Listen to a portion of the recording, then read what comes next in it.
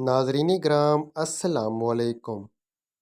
چہرے کو خوبصورت بنانا ہے تو دودھ اور شہد ملا کر چہرے پر لگا لیا کرو۔ بدن سے بدبو آئے تو پانی کے اندر ارک گلاب شامل کر کے نہاؤ۔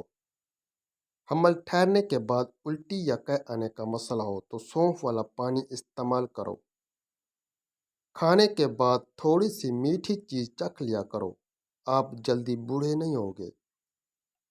صبح کے وقت سب سے پہلے پرندوں کو دانہ ڈالنے سے رزق میں کبھی کمی نہیں آئے گی، مگر وزن میں کمی کرنا چاہتے ہیں تو یہ چیزیں پیٹ بھر کر کھاؤ۔ لیموں، کھیرے اور بند گوبھی کے پتے، السی کے بیج بھون کر باریک پیس لیں اور روزانہ خالی پیٹ کھانے کا چمچ پانی کے ساتھ لیں۔ شوگر، کولیسٹرول اور موٹاپے کے لیے بہترین علاج ہے۔ جس دانت پر درد ہو اس کے نیچے ادرک رکھ دو۔ دبلے پتلے لوگ نہار منہ انار کھا لیا کریں، 10 دن میں صحت مند ہو جائیں گے۔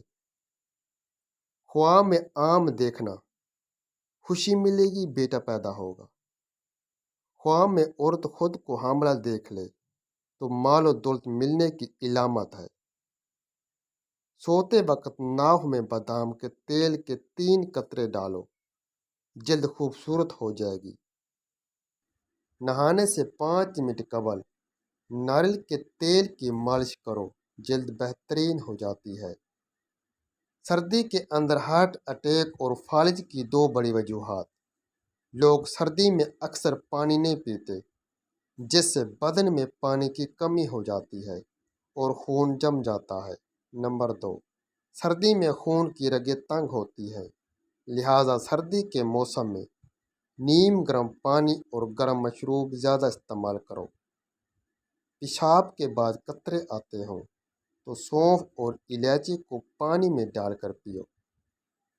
اگر بوڑھے دکھائی دینے لگو تو روزانہ صبح بھگوئی ہوئی 2 انجیر کھاؤ اور چھوٹی مکھی کا شہد استعمال کر لو، دوبارہ جوان دکھائی دینے لگو گے۔